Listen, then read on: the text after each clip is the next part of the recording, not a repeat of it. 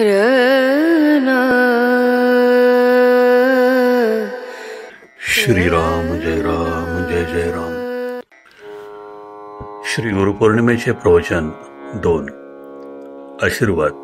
गेले 7 दिवस चाललेला उत्सव पाहताना मला असे खरे वाटते की आता तुम्हाला सांगायचे राहिलेच नाही काही. ज्याची आपण पूजा अर्चा करतो त्याचा हेतू लक्षात घेऊनच, त्याचे म्हणणे आपल्याला पटले आहे म्हणूनच आपण त्याची पूजा अर्चा करतो. तुम्हाला सांगतो, तुमच्या आज जेवढ्या म्हणून अडचणी असतील, ज्या परिस्थितीत तुम्ही गुंतून गेला असाल, ती परिस्थिती कायम ठेवून सुद्धा तिच्यात बिघाड न करता कसे वागावे हेच मी सांगितले आणि तुम्ही ते आचरणात आणता असा माझा समज आहे. बरे का?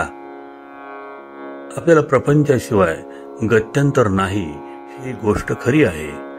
मनुष्य जन्माला येतो तोच पराधीनतेत येतो आणि जातो तोही पराधीनतेच. हे आपण पाहतो. मग मनुष्य पराधीन असताना आपण आपली वृत्ती कशी करावी की ज्याने परमात्मा आपलासा करून घेता येईल. ज्या गोष्टीची आपल्याला अत्यंत आवड तेच आपण भगवंताजवळ मागणार. आणि अत्यंत आवड जर कोणती असेल तर ज्यात माझा घात आहे तीच आवड मला निर्माण होते आहे हे आपण पाहतो. म्हणून मला सांगायचे असेल तर एकच, मी भगवंताजवळ काही मागण्यापेक्षा, भगवंता तू दाता आहेस, तू सर्व उचित करणारा आहेस, योग्य तेच करणारा आहेस, तेव्हा मी तुझ्याजवळ काही मागण्यापेक्षा परमात्मा तुला योग्य वाटेल ते तू दे असे म्हणणे जरूर आहे.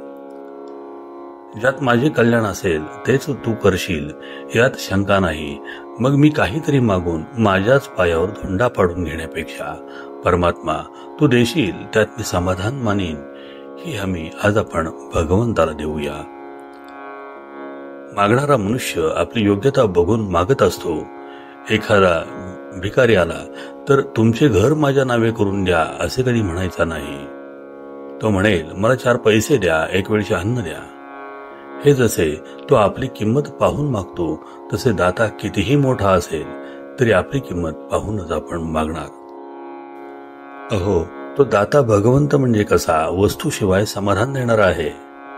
म्हणून भगवंता तुला आवडेल ते मला दे, मी जसे व्हावे असे तुला वाटत असेल तेच मला दे हेच मागणे जरूर आहे. जगामध्ये आपण पाहिले तर 2 प्रकारचे भक्त आहेत. एक भक्त तुमच्या आमच्यासारखा आहे. तो म्हणतो, भगवंता तू माझा कधी होशील, तू माझा होऊन राहा, म्हणजे मला कशाची ददात नाही पडायची. म्हणजे खोटा खटला केला तरी निकाल माझ्यासारखा लागेल म्हणतो. दुसरा भक्त आहे, तो म्हणतो, भगवंता आता माझं उरलं नाही काही, आता मी तुझा होऊन राहीन. यातला फरक तुम्हाला कळतो आहे. तू माझा हो म्हणत असताना मी आहे तसाच कायम राहीन, जे जे मला हवं आहे ते ते तू पुरव असे म्हणतो. आणि दुसरा म्हणतो, रामा आता तुझ्याशिवाय मला काही नको, आता मी तुझाच होणार. आपले मन आपल्याला काय सांगते, आपण कोणत्या भक्तांपैकी आहोत. आपण पहिल्या भक्तांपैकी असाल तर आपल्याला वर जाणे जरूर आहे. आतापर्यंत परमात्म्या मी मागितलेले तू पुरवलेस, आता माझे मागणेही थांबत नाही, तुझे देणेही थांबत नाही. मग वासनेच्या पोटीच माझा शेवट होणार असे दिसते. तर आता परमात्म्या एकच गोष्ट कर, आता मागण्याची बुद्धी मला देऊ नकोस. परमात्म्यासारखा दयाळू कोण आहे. लहान पोर आईच्या मांडीवर असताना आईने चमच्यातून काहीही आणले तरी आ करून पिते, तसे आपण भगवंताजवळ राहिले पाहिजे खास. त्या मुलाला खात्रीच असते आपल्याला मारण्यासाठी आई हे आपल्याला काहीतरी देते आहे अशी शंका सुद्धा त्याला कधी येत नाही ना. तसे मी म्हणेन, परमात्म्याने ज्या अवस्थेत आपल्याला ठेवले आहे त्या अवस्थेतच समाधान बाळगणे तुमचे आमचे खरोखर काम आहे. पण व्यवहाराची संगत तर सुटली नाही आणि भगवंत तर हवा या अवस्थेत आपण काही करणे जरूर असेल तर व्यवहारात प्रयत्न करावा, अगदी आटोकाटीने करावा, पण फळ मात्र भगवंता तुझ्या इच्छेने काय मिळायचे ते मिळू दे असे म्हणून त्यात समाधान मानायचा अभ्यास करावा. तरच तुम्हाला साधेल, नाही तर नाही साधणार काही. आणि हे जो करील त्याच्या मागे परमात्मा उभा राहील. मनुष्याचे जीवन अति क्षणभंगूर आहे. आपण पाहतो ना, किती मोठे मोठे होऊन गेले, राम कृष्णादी अवतार झाले, मोठे मोठे सत्पुरुष होऊन गेले, कोणत्या ना कोणत्या निमित्ताने का होईना, पण आज ते दिसेनासे झाले. एवढी गोष्ट खरी आहे. पण अशा सत्पुरुषांनी आपल्या बरोबरीचे असे काही मागे ठेवले आहे की ते त्यांच्या बरोबरीने काम करील. देहात असताना ते जे काम करीत तेवढेच काम त्यांची सत्ता करील, एवढी शक्ती त्यामध्ये आहे. ते गेले तरी त्यांची सत्ताच काम करते. त्याचप्रमाणे परमात्मा गेला तरी त्याने आपल्याला वरदान देऊन ठेवले आहे आणि ते जो जतन करील त्याला मी पावन करीन, त्याचा मी होऊन राहीन असे वचन ठेवले आहे. त्याने सांगितले, तू माझा व्हावास असे तुला वाटते आहे ना, मग तू असे कर, अतिदक्षतेने प्रपंच कर. प्रयत्नाला कधी मागे पाहू नकोस, पण फळ देणारा मी आहे ही भावना ठेवून तू वाग. जी परिस्थिती येईल त्यात समाधान बिघडू देऊ नकोस. आणि मी जे औषध सांगतो ते घे. आणि ते औषध जर कोणते असेल तर ते भगवंताचे नाम आहे. त्या नामात राहण्याचा खरोखर तुम्ही अभ्यास करा. इतक्या अट्टहासाने मी सांगतो आहे आणि तुम्ही लोक नाम घेत नसाल अशी शंका सुद्धा मला कधी येत नाही. कारण तुम्ही नाम घेत नसता तर इथे येण्याची बुद्धी तुम्हाला झाली नसती. पण तुम्ही सर्वांनी असा निश्चय करा, नामाशिवाय जगणे नाही खरे, नामाशिवाय जगू नये असे मला खरोखर मनापासून वाटते. एकदा तरी भगवंताचे नाम घ्या. नाम घेत असताना एक दिवस एक नाम असे भयंकर येईल की भगवंत थरारून जाईल आणि मी सांगतो तुम्ही असाल तिथे तो उभा राहील खास. कुठे माझा तो आहे असे त्याला वाटेल.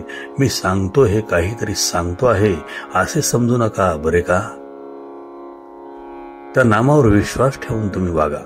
नामावरची निष्ठा कशी काम करते हे ज्याचे त्यालाच कळेल.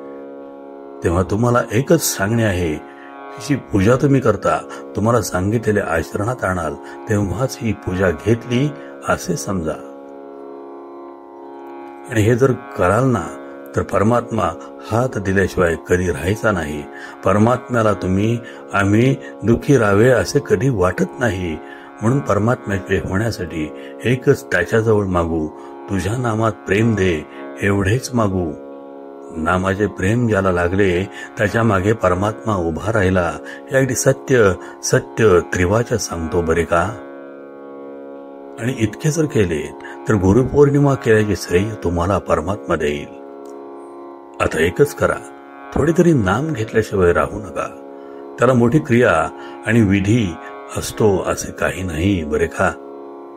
आवडीने प्रेमाने भगवंताचे नाव घ्या. एकदा तरी त्याला कळकळीने अशी हाक मारा की भगवंताला तुम्हाला येऊन भेटावेसे वाटले पाहिजे. असे तुम्ही करा. राम तुमचे सर्वांचे कल्याण करील. सर्वांनी आपला प्रपंच उत्तम करा. प्रपंचातली कर्तव्य विसरू नका. पण तो करीत असताना भगवंताचे स्मरण टाकू नका. आणि राम कृपा करील हा भरोसा बाळगा. सुखाने आणि आनंदात राहा हाच माझा आशीर्वाद. जानकी जीवन स्मरण. जय जय राम. श्रीराम जय राम जय जय राम. जयाचा जनी जन्म नामार्थ झाला, जयाने सदा वास नामात केला. जयाच्या मुखी सर्वदा नाम कीर्ती, नमस्कार त्या ब्रह्म चैतन्य मूर्ती. जय जय रघुवीर समर्थ.